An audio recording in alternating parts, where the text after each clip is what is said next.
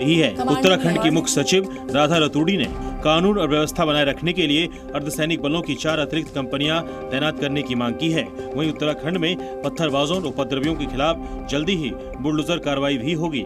बनभूलपुरा घटना में 16 अभियुक्तों को चिन्हित किया गया था, जिसमें से आज 5 अभियुक्तों को गिरफ्तार कर लिया गया। अन्य अभियुक्तों की पहचान उपलब्ध सीसीटीवी फुटेज से की जा रही है। उपद्रवियों के खिलाफ सख्त से सख्त वैधानिक कार्रवाई की जाएगी। मगर इन सब के बीच राज्य में यूकेएस एसएससी की परीक्षा को लेकर परीक्षार्थियों की चिंता बढ़ गई है। दरअसल हल्द्वानी में हालात को देखते हुए एक निर्देश जारी किया गया है।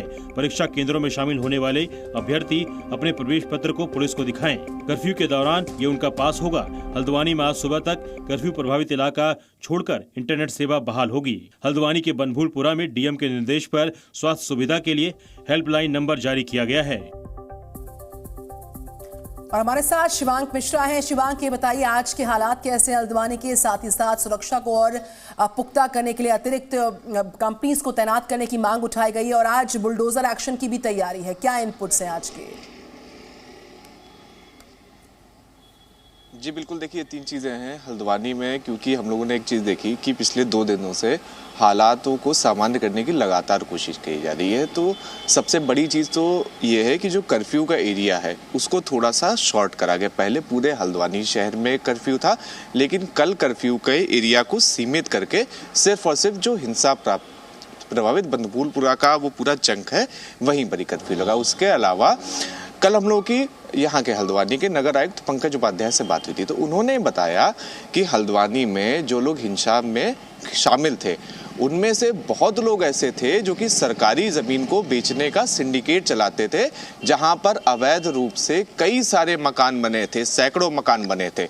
तो वहाँ पर जो पूरी नगर प्रशासन है, नगर निगम है, वो बुलडोजर एक्शन के लिए पूरी तरह से तैयार है। लेकिन देखिए बुलडोजर एक्शन तभी हो सकता है, थोड़ी सी ढील यहाँ पर दी गई है और जो हिंसा प्रभावित जो इलाका है सिर्फ वहाँ पर भी कर्फ्यू लगा दिया गया है। लेकिन आप जरा तस्वीरों के जरिए एक बार दिखाने की कोशिश करिए कि किस तरह के हालात इस वक्त बने हुए हैं आज।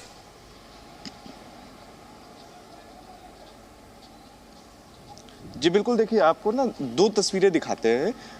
एक तस्वीर तो ये देखिए, ये जो सामने की है, ये जो सामने की सड़क है, ये बनभूलपुरा के बाहर के क्षेत्र की आती है।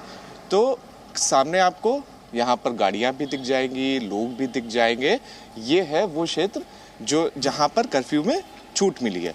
अब इस तरफ अगर हम लोग आपको दिखाएं, इस साइड में ये आप देखिए, ये पूरा आ जाता है वही बनभूलपुरा का जंग जहाँ पर पूरा कर्फ्यू प्रभावित एरिया। तो यहाँ पर परिंदा भी पर नहीं मारा। तो देखिए ये भी तस्वीरें हैं बनभूलपुरा की, जहाँ पर जो पूरा हिंसा प्रभावित क्षेत्र था सिर्फ उतने क्षेत्र में ही कर्फ्यू रखा गया है, बाकी जगहों पर छूट भी दी गई है। और जैसा कि आज यहाँ पर हिंसा प्रभावित छोड़कर बाकी जगह बिल्कुल शिवांक, आप हालात पर नजर बनाए रखिए। सुबह 8 बजे की तस्वीरें आप दिखा रहे हैं, किस तरीके से सामान्य हालात हैं, बेहतर हालात हैं।